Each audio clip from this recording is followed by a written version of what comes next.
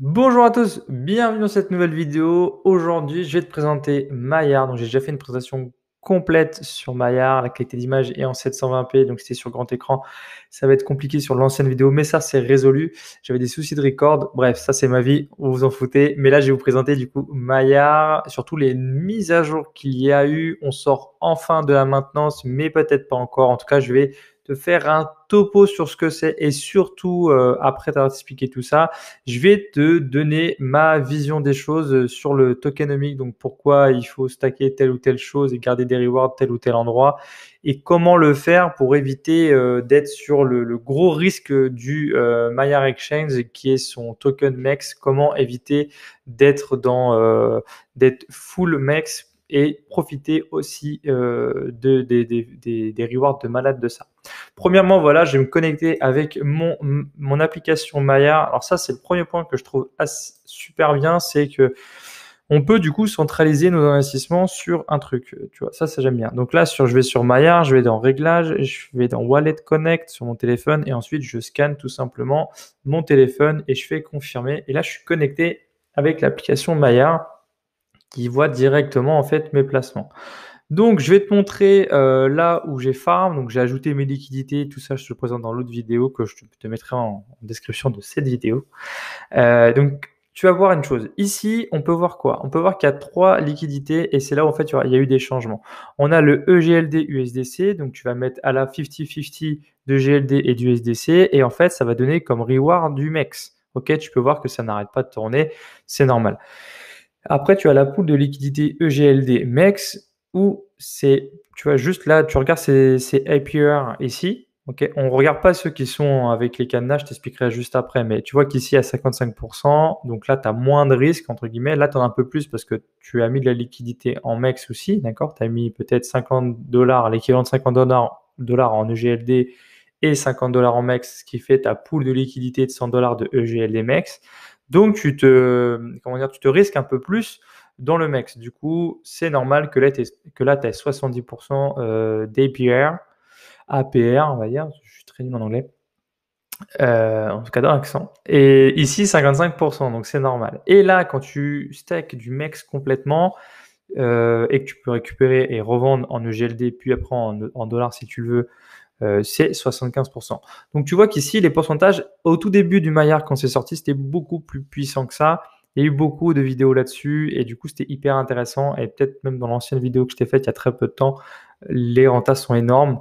Mais là, maintenant, il y a des nouvelles rentas où tu vas pouvoir en fait tes rewards les passer en lock, c'est-à-dire les mecs, au lieu de pouvoir les retirer, les échanger en Elrond et ensuite aller sur n'importe quel exchange, les retirer en USDT ou dans d'autres crypto-monnaies, tu décides de les garder pour un an. Et c'est là en fait où c'est très important. Et du coup, pour t'inciter à faire ça, tu vois que les rentabilités sont assez monstrueuses tout de même. Encore, ça reste encore assez monstrueux. C'était beaucoup plus que ça encore au début, mais c'est pour t'inciter à le faire. Et tu vas voir qu'il y a des risques pour ça. Et bon, voilà, on va rentrer dans le sujet là-dessus. Donc, tu sais ce qu'il faut, où tu peux aller et comment placer ton argent. C'est pas très compliqué, d'accord? Là où je veux en venir, c'est sur le LockMex. Moi, personnellement, j'ai fait le choix d'en prendre beaucoup. Je vais te montrer le tokenomic tout de suite.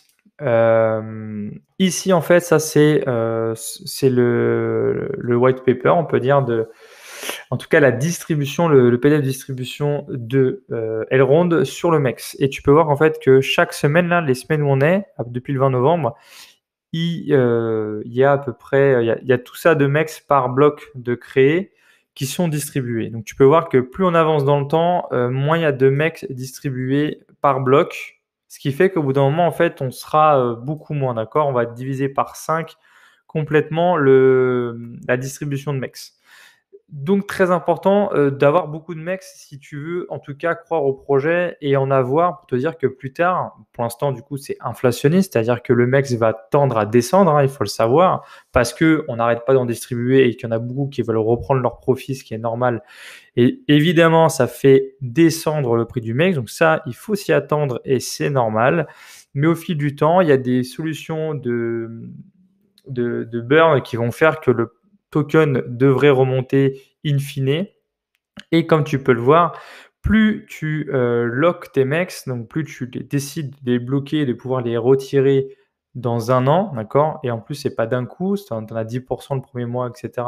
Je sais plus trop, mais c'est pas direct, c'est pas au bout d'un an, paf, tu peux tout retirer. Sinon, il fait une descente monstrueuse, le MEX, euh, quand tout le monde peut enfin retirer. C'est ce qu'on voit avec la loi Pinel et les biens immobiliers, quand les gens font la loi Pinel. Enfin, ça, c'est un autre sujet. Mais c'est un peu le même principe. Si tout le monde peut retirer au bout d'un an, bah, le MEX perd de la valeur pendant 3-4 jours, voire un mois, et puis tout s'effondre. Donc non, ils ont fait en sorte que ce soit étalé dans le temps au bout d'un an. Donc ça, faut le savoir. Donc c'est un risque, certes. Mais du coup, tu auras profité là pendant les semaines qui arrivent de la grosse distribution, et c'est pour ça que moi, je lock mes mecs. Mais attention, je suis pas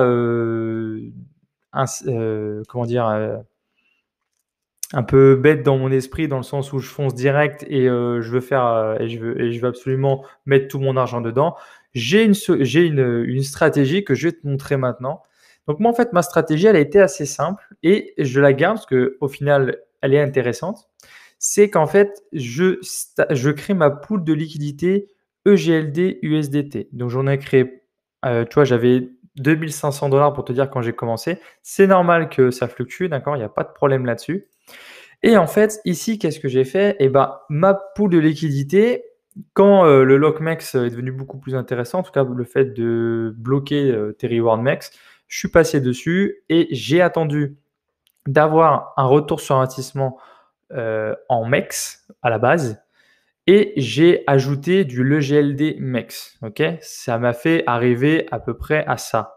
Et ensuite, j'ai tout. Maintenant, ce que je fais, c'est je remets tout dans le MEX. Donc, moi, j'ai pu faire ça parce que au départ, les rentabilités étaient énormes quand le MEX n'était pas locké. Maintenant qu'il est locké, ce que je conseille, entre guillemets, ce que je trouve le plus sécurisant possible, d'accord, et être le moins en risque sur le MEX, c'est là où je dois être un peu plus attentif, je pense, dans la vidéo, c'est que je te conseille. Je ne veux pas être conseiller d'investissement, d'accord, mais ce que moi je préconiserais à ma famille, pour être simple, c'est de créer la pool de liquidité EGLD USDC, d'accord, de farmer avec ça et de mettre les rewards en LKMEX. Et ce que tu récupères en LKMEX, tu vas les remettre ici dans le MEX. Tu vois qu'on est sensiblement pareil. Donc, pourquoi s'entêter à faire de la liquidité à l'heure actuelle? Voilà. Surtout que ça te met en risque, d'accord? Donc, ton LKMEX, tu les envoies ici à chaque reward que tu peux faire. Et pareil, tu lock les MEX, d'accord? Alors, tu vas me dire, ouais, donc ça, c'est ma stratégie perso. Et pourquoi locker les MEX? Parce qu'au final, je pourrais les utiliser que dans un an. Alors, tu peux les réinvestir à chaque fois et donc tu peux choisir. Tu vois, je vais te montrer ici, j'ai des earns de MEX standard et des earns de LockMEX. Tu vois, en fait, à chaque fois, ça indique mes stacking et ce que j'ai choisi de locker ou pas. C'est-à-dire quand j'ai fait ce placement-là, j'ai dit que je veux que ce soit pour avoir des LockMEX. Quand j'ai fait ce placement-là qui était au tout départ, j'ai juste mis un petit peu pour voir comment ça fonctionnait. Je te conseille de faire toujours ça au départ. Eh bien, j'ai choisi que ce soit des MEX et non pas des LockMEX. Donc, ma stratégie derrière, c'est que derrière, je vais faire du LockMEX et faire en sorte de ne pas choisir l'option bloquer mes MEX. Tu vois, si je fais ici, j'ai quoi? Je fais reinvest. Donc là, comme c'est des LockMax, ça va reinvest tout de suite. Mais si je les harvest et que je les remets dedans, je vais pouvoir choisir. Regarde, je vais te montrer. Ici, je harvest ici. Harvest reward. Donc là, sur mon application, il me demande de accepter l'application. Et en fait, si tu veux, quand je veux les remettre, les restacker, on me demande. Alors là, je vais le voir tout de suite avec toi en live parce que peut-être que la mise à jour, ça a changé. Mais on me redemande si, quand je vais stacker mes LockMex, si je veux recevoir du MEX ou du LockMex. Et du coup, le MEX est à 74%. Donc là, à ce moment-là, il fera un chiffrage là-dessus. Ou du LockMex, et là, je serai sur une rentabilité de 893%. Et pourquoi c'est intéressant et pourquoi je ne suis pas beaucoup en risque? C'est parce que si tu fais ce que j'ai dit en stratégie, c'est-à-dire que tu as du EGLD, USDC, bah, ça, tu peux toujours le retirer. C'est tes MEX, c'est tes rewards qui sont bloqués et pas l'inverse. Donc ça, tu peux toujours les retirer si tu te sens plus. Et au moins, tes intérêts, tu fais de l'auto-compound, tout simplement, de l'intérêt composé dans le MEX. Et au moins, c'est que les intérêts qui perdent de la valeur si jamais ça perd. Ça, évidemment, ça perd de la valeur en fonction de l'EGLD, l'USDC, ça c'est clair et net, mais tu seras beaucoup moins en risque que si tu prends cette pool de liquidité-là et que tu fais la même manip. C'est-à-dire tu crées ça et ensuite tu mets tes MEX là-dedans. Tu serais 2 fois dans l'insécurité avec le MEX. Alors qu'ici, tu n'as pas de MEX, c'est dur, et tu es beaucoup plus sécurisé. J'espère que tu as compris ça. J'essaie d'être le plus clair possible. J'essaie de faire des vidéos petites, mais pardonne-moi, il faut absolument que je te dise tout.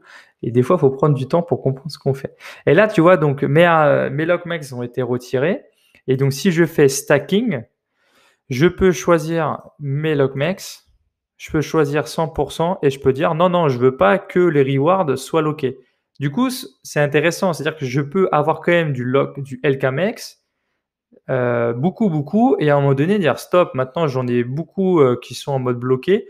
Les prochains que je vais réinvestir, je vais pas les bloquer, je vais récupérer du MEX et je vais pouvoir commencer cette fois à gagner des sous, c'est-à-dire après les remettre en EGLD et les revendre. Parce qu'il faut savoir une chose, c'est que le MEX n'est pas échangeable sur d'autres plateformes. Pour l'instant, il n'est échangeable que en EGLD sur le Maillard Exchange, pour ensuite sortir en EGLD et aller sur les autres plateformes. Donc c'est là c'est un gros risque, hein. C'est une crypto-monnaie vraiment dans un seul écosystème et c'est un très gros risque. Autre point important du MEX, c'est que là je vais sur le Twitter de Benjamin Minkou, qui est quand même le responsable Elrond, hein. En gros, je ne vais pas dire le PDG, mais je crois que c'est ça. En tout cas, c'est lui qui fait les lives Maillard pour Maillard Exchange en ce moment.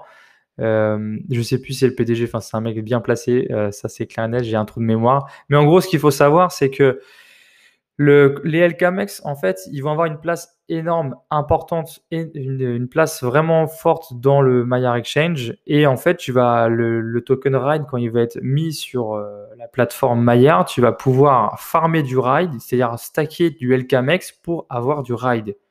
Et le ride, tu vas pouvoir le revendre aussi. Donc, il y a un intérêt quand même c'est pas juste tu bloques l'argent, tu bloques tes rewards LKMX et tu peux rien en faire.